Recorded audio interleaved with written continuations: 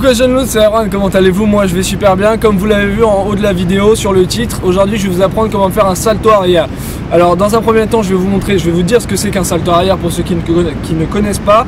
Dans un second temps je vais vous montrer un petit peu les erreurs à éviter, trois grosses erreurs que font les débutants, surtout à éviter pour pouvoir faire un beau salto arrière.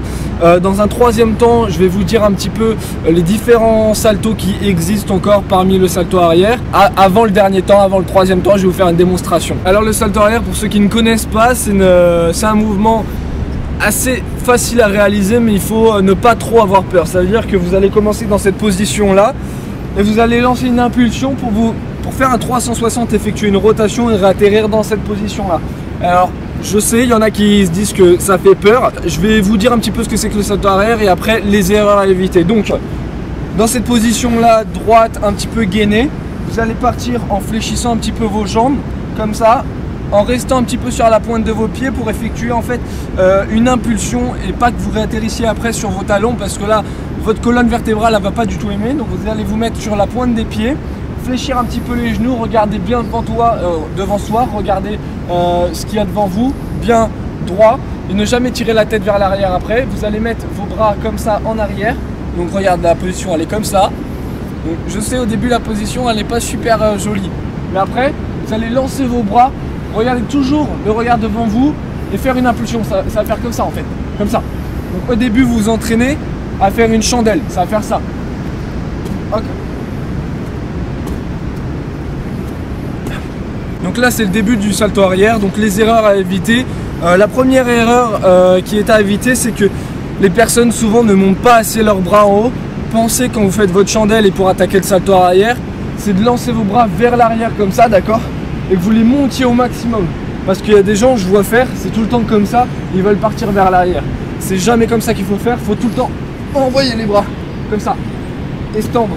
La deuxième erreur à éviter, c'est que les gens ont tendance à tirer trop la tête vers l'arrière parce qu'ils ont une perte de repère, donc ça veut dire qu'ils veulent tout de suite voir le sol. Ça c'est une erreur à éviter. Donc il faut toujours regarder devant soi et garder la tête droite, ne jamais la tirer vers l'arrière quand vous partez en chandelle, ne jamais tirer comme ça vers l'arrière, c'est la grosse erreur et ça peut être fatal. Et j'en vois même qui, quand ils lancent leur chandelle pour attaquer le salto arrière, regardent directement derrière eux comme ça parce qu'ils ont peur en fait de tomber. Ça c'est pas la bonne idée. Et la troisième grosse erreur à éviter, c'est que les gens ont tendance à ne pas assez envoyer leurs genoux vers l'arrière quand vous partez en chandelle également. Encore une fois, et ben là faudra lancer vos genoux, d'accord, et garder cette tête toujours droite comme je vous l'ai dit, et garder ce corps un peu gainé mais un peu de flexion pour que vous puissiez faire ce salto. Voilà, alors lors du take-off en fait il faut garder le bassin en rétroversion. Donc le take-off c'est la position de départ pour ceux qui ne le savent pas, vous partez toujours comme ça. Démonstration un petit peu après, comme je vous l'ai dit, restez sur la pointe des pieds, fléchir un petit peu les jambes, gardez ce corps un petit peu gainé, envoyez les bras vers l'arrière, partez en chandelle. C'est parti, démonstration.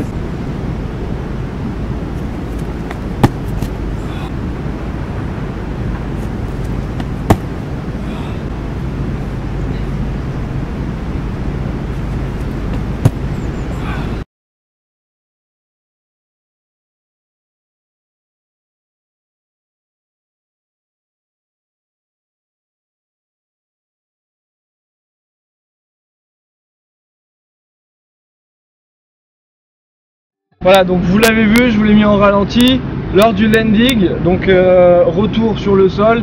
Pensez à pas réatterrir sur vos talons, ça c'est super dangereux.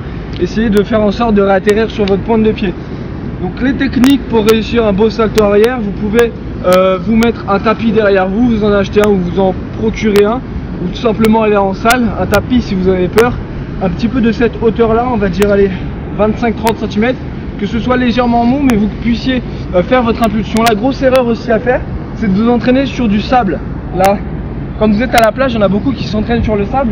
Ça c'est une erreur un petit peu, ça peut être fatal parce que ça rebondit pas assez comme du sol par exemple sur de l'herbe. Là c'est vraiment mou, il faudra envoyer une énorme impulsion. Donc ceux qui n'osent pas envoyer une énorme impulsion, ils sont morts direct.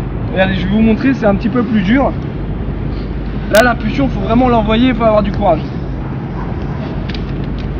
Ah, un petit peu plus de difficulté que sur du sol comme ça. Je vous déconseille de commencer sur du dur. Sinon vous avez une autre technique, c'est d'utiliser une surface un petit peu en hauteur, on va dire de 35 à 40 cm, parce que Il y en a, ça leur fait plus peur parce qu'il y a plus d'auteur, mais je vous assure que si vous avez plus d'auteur, après vous avez plus de chances de réatterrir sur les pieds.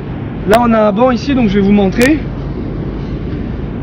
Donc comme je vous l'ai dit, on a à peu près, regardez en plus le banc, si tu peux te rapprocher, le banc il est un petit peu incliné sur la dernière latte du banc, et ça c'est super parce que après vous aurez moins de difficultés à partir vers l'arrière. Donc là je vais vous montrer, c'est un petit peu plus facile, un peu plus de hauteur, donc c'est pas mal.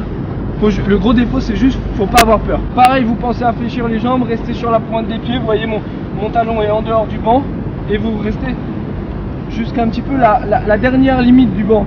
Et là vous vous envoyez vers l'arrière. Donc là, la grosse erreur, là il y en a une qui est fatale, c'est de pas envoyer assez loin. Normalement tout à l'heure, comme c'est sur une surface à hauteur égale, vous pouvez envoyer un salto sur place sans partir vers l'arrière et chercher la hauteur. Alors que là, il va falloir chercher la hauteur et partir en même temps vers l'arrière pour pouvoir effectuer ce salto. Regardez.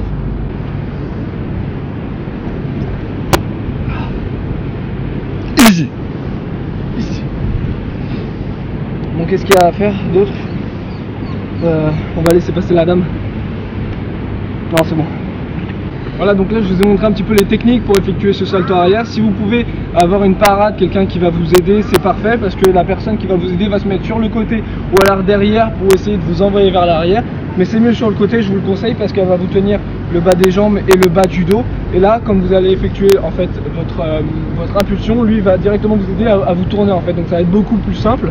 Donc les combinaisons possibles avec ce salto arrière, il y a le salto arrière, le salto vrille, le barani back, le salto costal, le salto carpé également. Donc là c'est des combinaisons un petit peu plus compliquées, vous apprendrez ça quand vous aurez plus de facilité pour ce salto arrière.